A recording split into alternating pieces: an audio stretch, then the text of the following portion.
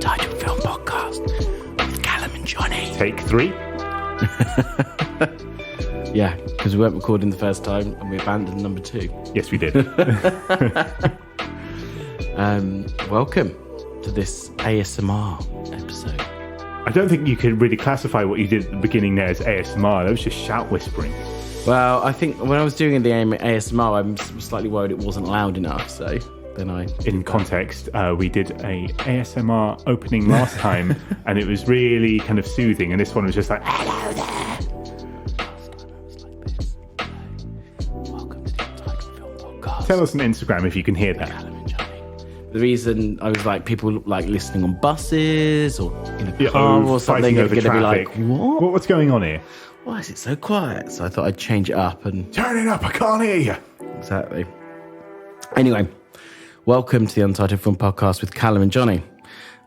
We are going to talk about some exciting movies this week. And sometimes we put things about the movies we're going to talk about somewhere on the interwebs. And Callum, tell us about where we might put such things. Well, you can find us on Untitled Film Podcast. It's all one word on Facebook and Instagram, though you're probably more likely to find us on Instagram. We're always there, checking our messages desperately. And we're on YouTube as well. If you want to listen to a podcast just casually on YouTube, you can do that. And we asked a question this week, because we did animated films last week. We did The Rise of Gru, Minions 2, that's the wrong way around, and Lilo and Stitch. And we asked, what's your favourite animated movies? I'm sorry, we rushed it a bit, so I didn't ask why. Which you should have done. Which I should have done. It's a rookie mistake. Yeah, it is a bit of a... You would not be a good ESL teacher. I probably would not be. So we just got a bunch of kind of quick answers, but, you know, some interesting ones. So the first one I saw was from Joseph Hunt, and he said The Triplets of Belleville. It's a wonderful film. It's a really good choice, very left field choice. I haven't seen it for a while, actually, and I really liked it. And what was he? The director did another film afterwards, which was quite cool The as well. Illusionist or the Illumination or something like that, because it was about a character who was kind of pretty much like Jacques Tati, but I don't think they called him Jacques Tati. It was just he was based on his movements and based on a script by him as well. Yeah, that is a good choice. I always really like that. I haven't watched it for a while, as I say, but always Frozen 2 and Frozen 2 said by Chris Wade and his partner Natasha, and they said they probably watched it more than their child has. I think they kind of just put it on as an excuse. Oh yeah, we're putting it on for the kids. Yeah, not us. Do you want to know a weird thing? I've never seen Frozen 1 going really? Frozen 2. No, because I was game to see it. I was like, yeah, that'd be fine.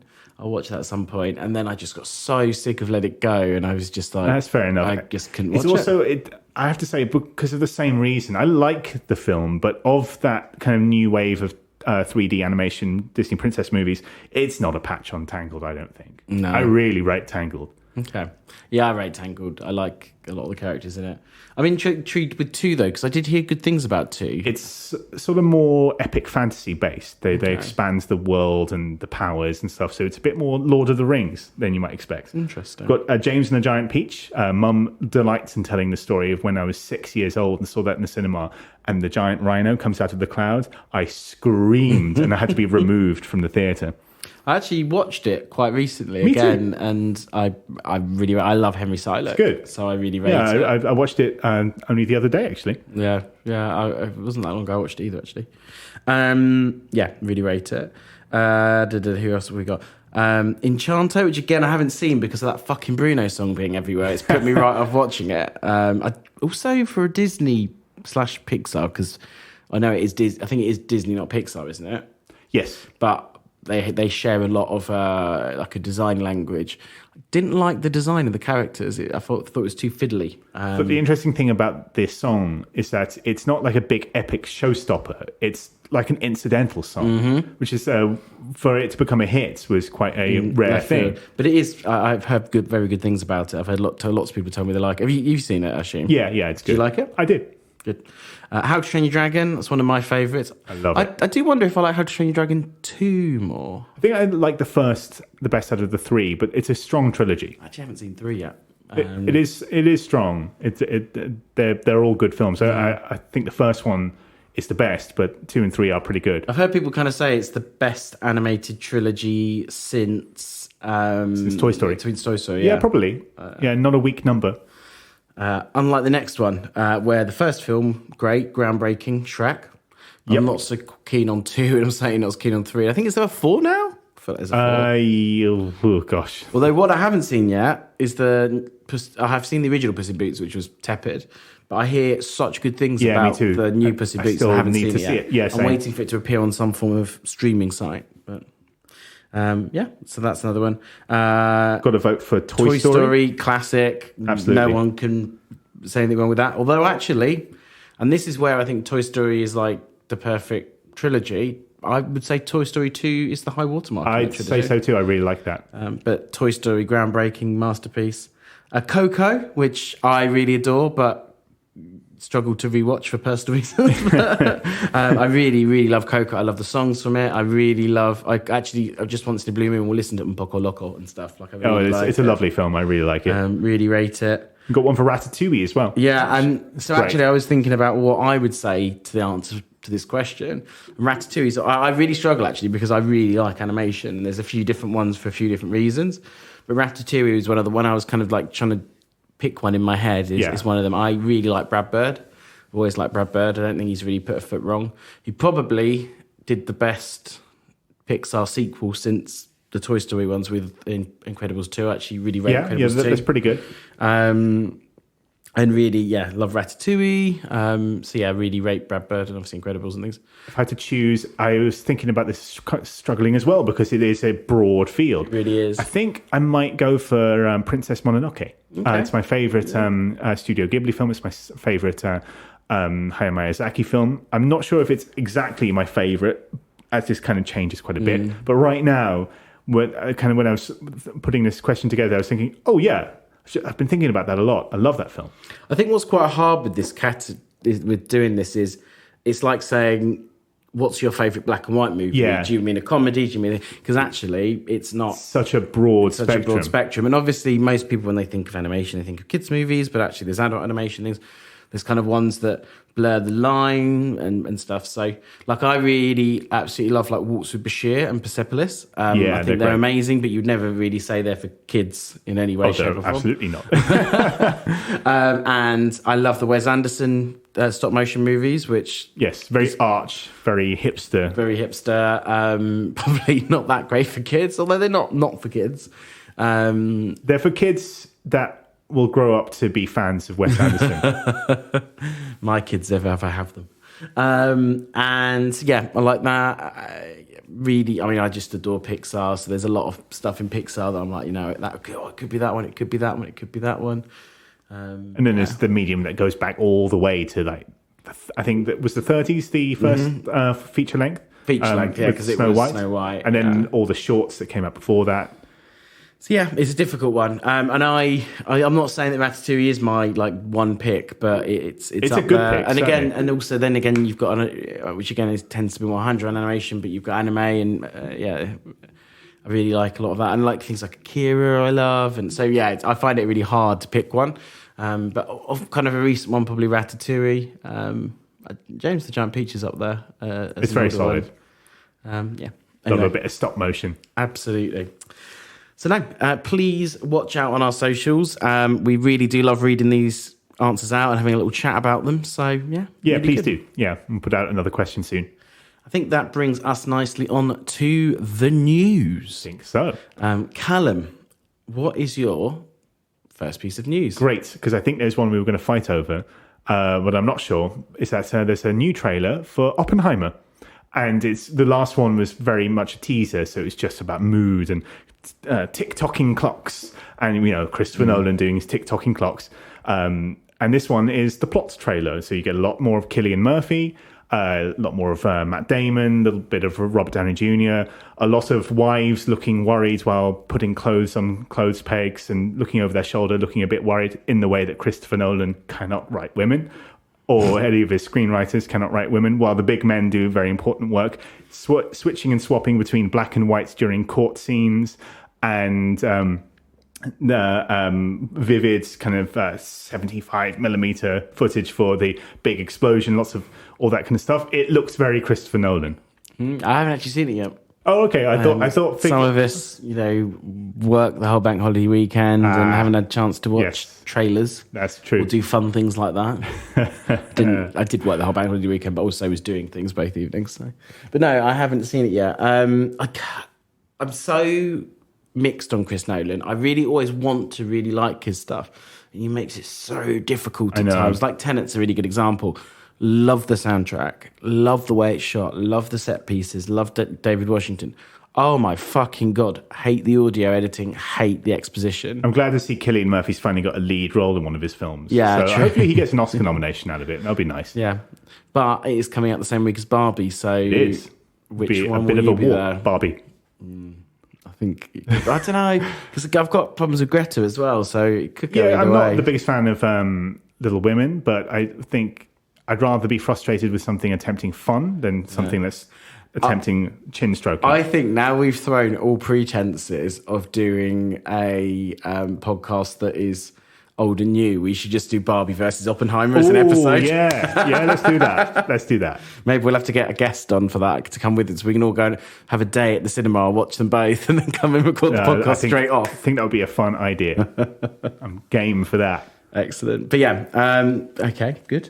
My first piece of news, I've gone down the box office route, and actually not because I'm struggling to fill this week. I just thought it was really interesting.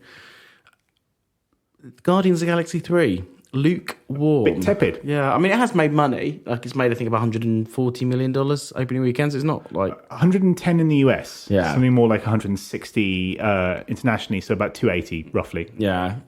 So I must have been looking at older numbers. But yeah, not what maybe they'd hoped. It's only the third biggest opening of the year, I think. Yeah, it's a bit tepid. I think the sun is setting on the MCU, although I think in a way that might be just wishful thinking. But at the least, from what I understand, it's one of the better ones in a while. That's what reviews have said. And he got to close out his franchise. So it's in a way, it's best that it's happening now than 5 years from now. I actually want to see it, which isn't something I would always say about a lot of Marvel movies that are coming out.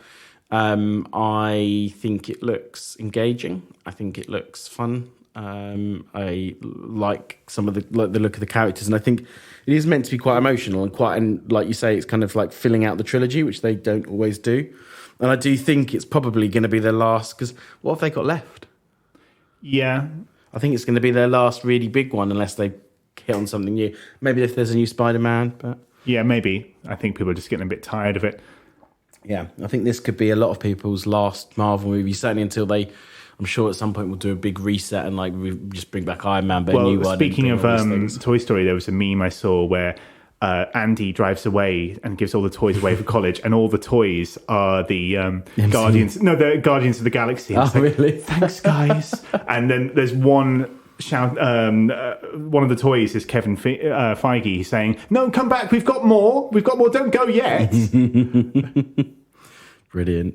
But yeah, excellent. And what is your second piece of news? Well, this looks a bit fun. Nicolas Cage and Bill Skarsgård set for Andrew Nichols' Lord of War sequel. And, that's often when you ask people what their favourite Nicolas Cage film, or at least performance is, that often ranks quite high in there. It's one of the better ones of when he was starting to go down the more straight to DVD route. It's one of the last good ones for a while before this reinvention. And so Bill Skarsgård is going to be playing his son. So the plot summary on Deadline is in Lord of War, sequel title not fully revealed yet. Yuri, played by Nicolas Cage, the world's most notorious gunrunner, discovers he has a son, Anton, who isn't trying to right his father's wrongs, he's trying to top them. Not only selling guns, but the trigger pullers too. Anton is amassing a mercenary army to fight America's Middle East conflicts. This is the story of Yuri and Anton's bitter rivalry. So, looks like it could be fun. I like both performers. And I think a lot of people like Lord of War. It had that really great opening sequence with the manufacturing of the bullets and going into the head of the guy. No, it's... But try topping that, I guess. Yeah, no, I like Lord of War. Although the film they could top. The film is mid with a great opening. Yeah. Great opening. And a good solid couple performance. Of good scenes, yeah. I quite like the scene when he lands the plane on the road and everyone goes and takes all the pieces of the plane away. So then when the FBI agent played by Ethan Hawke gets there, he's like, but I got no plane. But yeah, anyway. Got no plane. My last piece of news, I want to take you back to the year 2003. Two young chaps by the name Phil Lord and Chris Miller, and one chap who's just launched a soon-to-be hit TV series called Scrubs, come out with a cartoon series on MTV called, Callum? Clone High. Clone High. It's coming back. Fantastic. Which we've known about for a while. It's going to be on HBO Max 20 years because it's 2003. And this is now 2023 for those that don't know time. And yeah, they've been talking about it for a while, and there's been a couple of like teaser trailers, but there is finally a proper trailer for it. And I'm really excited because I really like Clone High. Me too. And to be fair, all three are riding pretty high at the minute, aren't they? Like Bill Lawrence seems to be the what's the word I'm looking for? The kind of top comedy guy on Apple TV. He's certainly a hit maker. He's a hit maker. Between Ted Lasso and what was the other one? Shrinking. Shrinking, really like that. And then obviously Phil Lord and Chris Miller, like every single film that people want to watch, animated and not, that is in comedy, is made by them. So yeah, it is coming back. For those that don't know, it is basically about clones of famous characters through history who have been what have you cloned? Well, cloned, yes, cloned, hence the title. Yeah, and sent to high school. Very exciting. Excellent. I think that takes us... Sorry, Rob. That takes us on to... The films. So, what films are we going to talk about this week, Callum? Well, we're going to be doing two war movies, both of which have Colin Firth in them. The first is the more recent. It's Operation Mincemeat. It came out earlier this year. And we've also got The Railway Man, which came out, I believe, in 2013. And both cover a slightly different side of the war. And both have Colin Firth playing someone very restrained and reserved who... He kind of does the same voice in both, actually, but we'll talk about that later, I'm sure.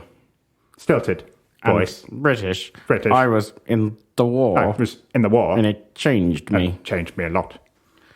Jolly good. Should we have a cup of tea then? Who wants to kick off which? I don't mind. I can do Operation Mincemeat. Cool. Hark back to the war. The Germans, they're starting to win. The Brits, they're worried. The Americans, they're worried. And the Germans have sussed out what the Brits want to do. The Brits want to invade Sicily, take back the Sicily and then Italy, and go in through what's his name? I've forgotten his name. The douche. No, douche. Yeah, that's what they used to call it. El Duque. Oh, what's his bloody name? That's really bad. Anyway, I think podcast remembering names. Jumping ahead. The fascist dictator of Mussolini. Fuck's sake. I didn't Google that, by the way. It was in my brain somewhere. Mussolini. And take him and then take Europe. Because famously, the trains run on time in Mussolini's Italy. That's what they used to like to say, the racists. Yes. Yeah. So anyway, I digress. The British, if they've got any chance of winning, need to convince the Germans that they are going to invade Greece or somewhere else instead. Greece is where they pick, but they need to convince them they're going to invade somewhere else instead. So what do? They decide they need to somehow get fake intelligence into the Germans' hands. And they decide the easiest, it didn't seem very easy. The best way to do this and the way to convince them was to have a fake person who, in military uniform, wash up dead on the seas of Spain and get that information, that would get that information to the hands of Franco's forces. And to do that and make it believable, they have to create a human out of thin air. That's the plot. Very well done. That's the first part of the plot, anyway. So, Callum, what did you think about all this spiery? I found it so incredibly mid. but there's nothing wrong with mid. Mid is fine. We're using the word mid a lot at the minute, aren't we? Well, I mean, I feel like it's my word. Yeah, maybe. Maybe I have. But co-opted it. It is true, though. It's. I'm going to start to my tropes soon. Yeah, please do. Well, if you want to talk about tropes, these movies are full of the fuckers. Trope. But it is incredibly, it's fine. It's a Sunday afternoon, and I think we did watch it on, if not a Sunday, then a bank holiday Monday evening with a pizza, and it was perfectly satisfactory. And I think we even picked it because we were looking for a lot of other movies, which were probably a lot better in hindsight. We were just like, can't be bothered to watch Mank. Yeah, can't be bothered to watch Mank or Licorice Pizza. Sound a bit like hard work at the moment. Let's just do the nice British war movie. It is incredible. Nice. Yeah, well, I mean, and it's the nice war movie. That nice war movie. But it is sort of framed in that way. It's an old-fashioned movie. It's a movie that's sort of looking back to films made in propaganda films of the 40s and cutesy British war movies of the 1950s. There's nothing wrong with that. It's perfectly satisfactory and it tells its tale well. The best scenes, I think, is when they're trying to piece it all together and they're trying to make it look as authentic as possible. So amongst this corpse, they're putting love letters and letters to high command and a mint, stuff that people would have in their pockets. And I like that kind of thing because that made it feel like a heist film.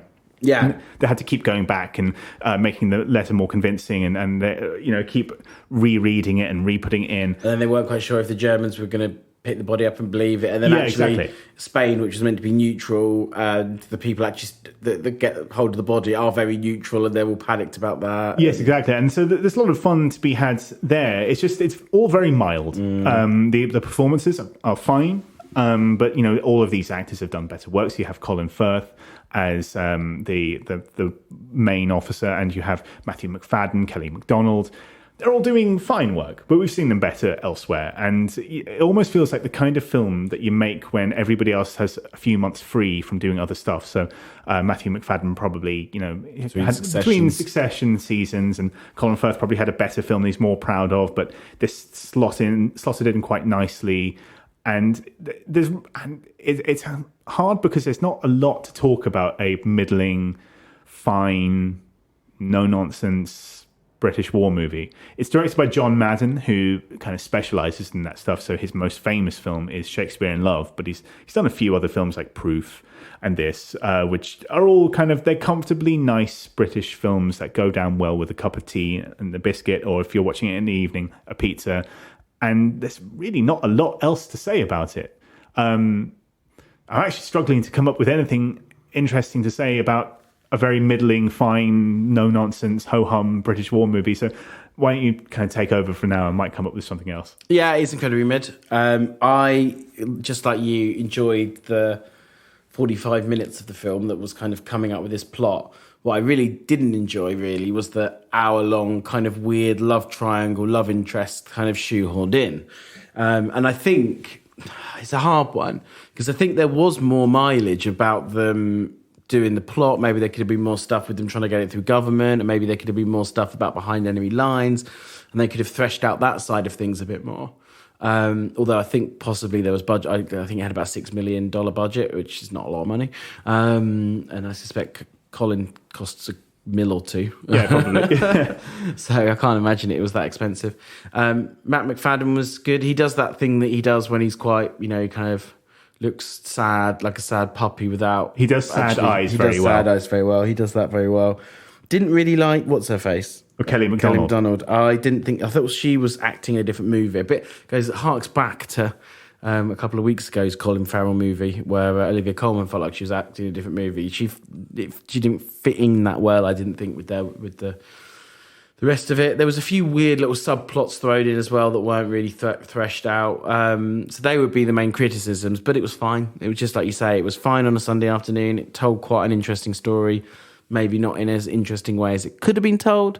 But I suppose how much mileage is there in that story on the other side of the coin? Because, they put some papers on a dead body and threw it in the sea. Exactly. There's a lot of these movies where the trailer will always say the same thing, the operation that turns the tide of the war. And you find yourself thinking, after seeing 4 or 5 of these movies, Like, well, which one It's did not it? quite decoding the enigma. Yeah, is exactly. it? Which one turned the tide? Because they can't have all done it, can they? And yeah, you're right. It's not the enigma. And yeah, you're right. The interpersonal relationship stuff was.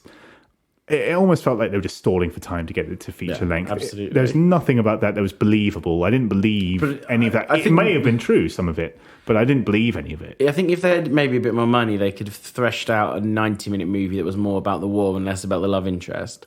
Whether they kind of need to do that, because it's a British movie, and a 50-year-old woman and a 50-year-old man will probably go and see it together on a Sunday afternoon, because that's where Exactly. that's what this is marketed. That is the audience, isn't it? And yeah, maybe that's the problem. But no, it was fine. I think that's as much as you can say about it. It was if you got nothing better to do and you want a war movie, I'm sure there was a really big target audience, particularly in the UK, that lapped this movie up. Oh yeah, absolutely. And actually, the one thing I did think about is when towards the end of the film, there was a shot where Matthew McFadden and Colin Firth were standing together, and I thought to myself, "Oh, they're both Mr. Darcy's." Yeah, they are, and they're the most famous Mr. Darcy's. On the steps near Parliament. Yeah, exactly. And it's like, well, that could have been an interesting film, and make the two Darcys like the two doctors. Oh well, we're not watching that film though. I do like Matt McFadden. I think me too. I'm kind of glad he's finally got a bit of recognition. It's one of those cases. He's a hard-working actor, has been for years, and it just sort of didn't seem like it was happening for him. And no, then for someone who was Mr. Darcy as well, you'd think he'd have the sort of fangirl sort of backing behind him. Yeah, but now, yeah, he has, his moment has come, and that's good. Excellent. But yeah, I think that is probably as much as we need to review. I don't think we movie. can really wring more out of this. We probably can't. And with that, here's an advertisement break. Welcome back. Well, don't you dare say about dollars. You said the word. Yeah, but I didn't say the full thing. No, that's true. Anywho, we are now on to our Dos Movos of the Weekos. Absolutely. So this is The Railway Man, and it again stars Colin Firth as Eric Lomax. And when we meet him, it's post-war. So I think it's supposed to be in sometime in the mid-80s. And he's a quite a reserved man. Again, he gets onto a train and sits in front of Nicole Kidman, and her name is suddenly Patricia Lomax. And they have a slightly awkward conversation that leads to something far more romantic. Jolly ho, cup of tea. Jolly ho. I really like trains. And there's something quite off about him. Like, he's very polite. They're flirtatious, but it almost feels like he's distant as well. And they have this kind of whirlwind romance. And he's very kind to her. He's very sweet. He's very loving. But there's still something, and something's not clicking for Nicole Kidman, for his wife. And it's only when he has an absolutely traumatic flashback to a time in the Second World War when he was stationed in the Philippines and captured Singapore, sorry. Gosh, sorry, and I just read that. Philippines is the Merry Christmas, Mr. Lawrence. Yeah, I think that is why. And I was reading that Singapore, say Singapore. But yes, and he keeps on having this flashback of being dragged into this room by a Japanese officer, but he won't talk about it because, people at that time didn't. And she goes to find out more from his friend, who is also a prisoner of war around the same time, or in the same capture. A friend of his played by Stellan Skarsgård, and he tells her the story up to a point. And he tells her the story, and in the flashback scenes played by Jeremy Irvine, of great and horrible torture. And I'm not going to say why they tortured him specifically, because there is something in kind of what it is he's doing that they considered so bad that they had to torture him. I don't want to give too much away. But they torture him horribly. And many years later, Stellan Skarsgård gives Colin a news clipping of a Japanese article. Finds out that the Japanese officer that tortured him so horribly seems to be happy, and he's turned that camp into a museum. And Colin decides to travel to to the remains of the camp where he was tortured to confront the Japanese officer. So I don't want to give any more away because there's fun and surprises. Well, maybe not fun, but surprises to be had. So, Johnny, what did you think of The Railway Man? Wow, it is just a barrel of laughs, just like you just described.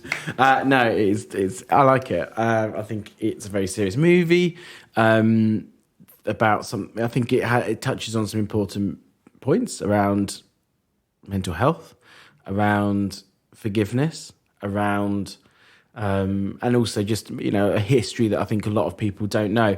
I think we talk a lot and we see a lot in movies about what happened in the Second World War in Europe, but actually I think what happened in the Pacific region and what happened in Southeast Asia is quite forgotten, and there were some pretty bad things that happened there, mainly under the hands of the Japanese, all through that region, and not obviously this film in particular, and I think this is maybe where it slightly falls down slightly, but this film in particular is talking about a lot, experiences of British and Australian, etc. servicemen, allied servicemen, but actually as well what happened to a lot of the local people. So actually, what he was put to work on, and what he was kind of railing against, train, was he was building the Thai Burma Railway, which if anyone who knows was made famous in the movie Bridge over the River Kwai, which is actually not called Kwai. That's a dodgy translation from Westerners, but there we go. But yeah, which is near Kanchanaburi in Thailand, and it's based on a true story. This book and this film, it's based on a book as well. And actually, that museum, I believe, is still there, but it's near the end of an area called Hellfire Pass, which is shown a lot. Which is this big cutting where all of the labourers were forced to cut through it. And there were lots of deaths. There was a lot of deaths from malaria. There was a lot of deaths from effectively starvation. And there was a huge amount of deaths from just cruelty, beating, torture, just being shot at point blank range by the Japanese forces over there. And I think it's an important story to tell that isn't always told that well. I think this tells it a lot more realistically than... But it's still not perfect, but it tells it a lot more realistically than something like Bridge over the River Kwai, where they were all having a jolly good time, giving it to those Japanese people that are interning them, and they're all making little jokes with each other, and da-da-da. Well, actually, they were basically slowly starving to death and dying of malaria, and it was a really disgusting thing that happened. And I think that whole... I think this film shows it better, and I think... So it touches on that well, it touches on the idea of forgiveness, and it touches on... mental health quite well. So now, overall, I like it. It's nothing particularly exciting cinematography-wise, although I do respect that I think the ending is shot in Thailand, which I do respect. The acting is all fairly serviceable, with one notable exception. But yeah, overall, I really like it. I think it tells an important story. I think it does it quite well, but the mechanics of the film are nothing to write home about.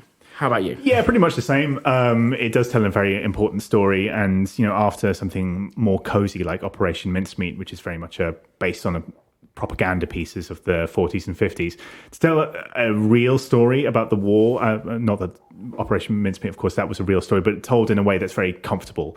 This is not comfortable. It tells some very dark and harrowing truths about the war. Just to front load the things I didn't like, I thought that the pacing was a little lopsided. I wasn't really that interested in his romance with Nicole Kidman. In fact, the parts I was really mainly interested in were the flashback sequences with Jeremy Irvine, who never really impressed me in things. Like he broke out because of War Horse. But in this, I found him... good in this. He was really good in this, and it was the first time I've really rated him. I've never really rated him before. Always found him a bit drippy, usually, and in this, he's anything but. And him going back to confront the older version of the man. And it's funny you should say that... So the performances were serviceable with one exception, and I'm wondering if our exception is going to be the same, because there's a Japanese actor I really like, and I might be butchering his name here, so I apologize.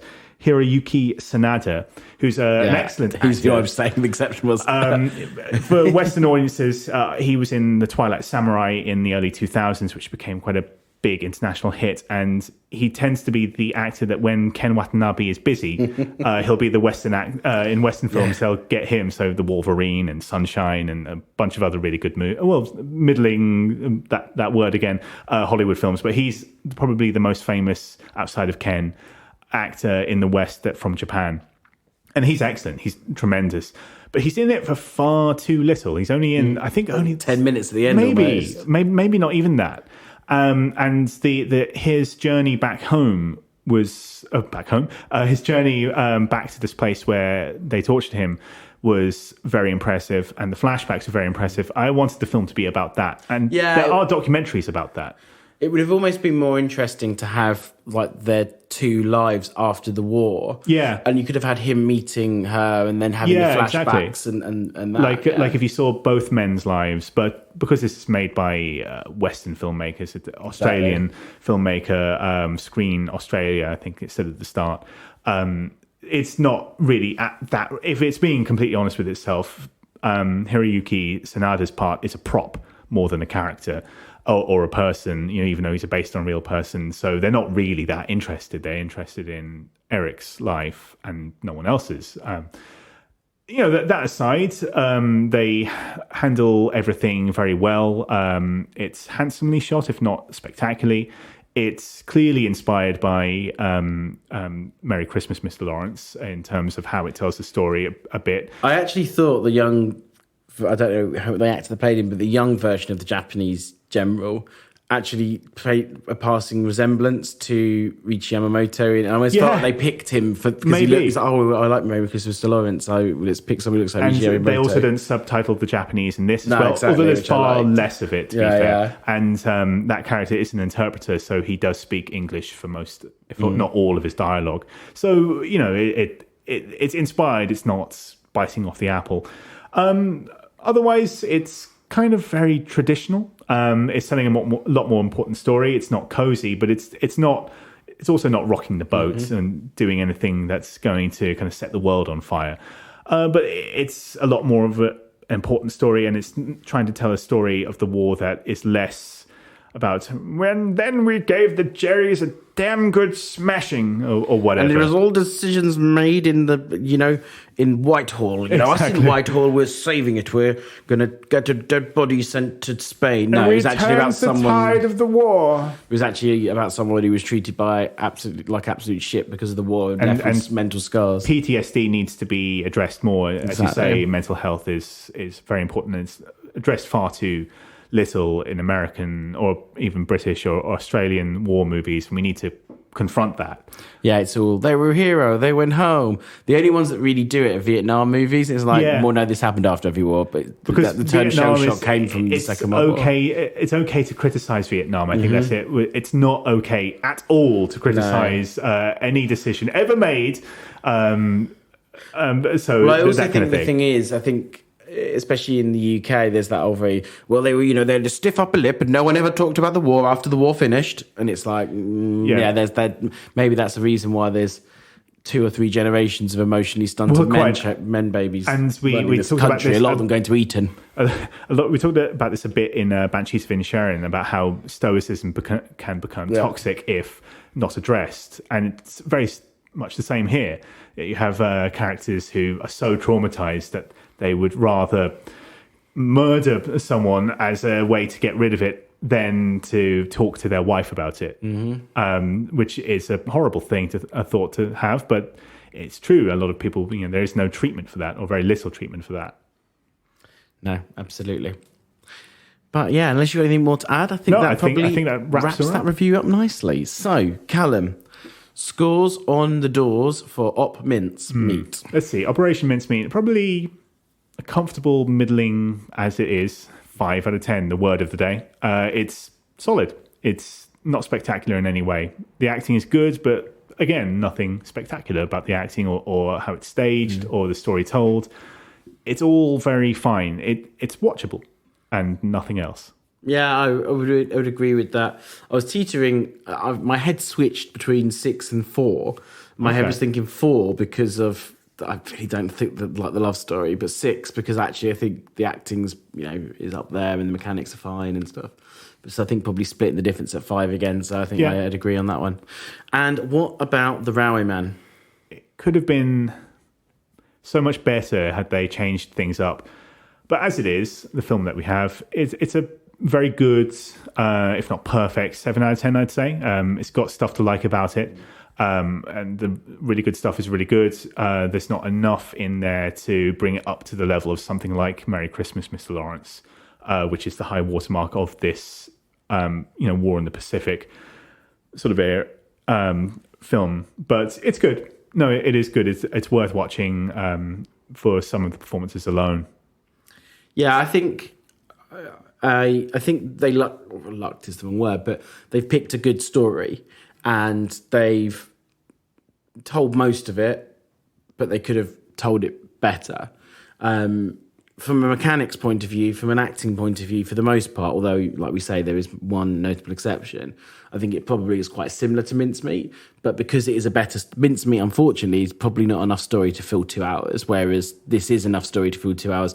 And actually, they've added something in they didn't need to because they could have told more of that story.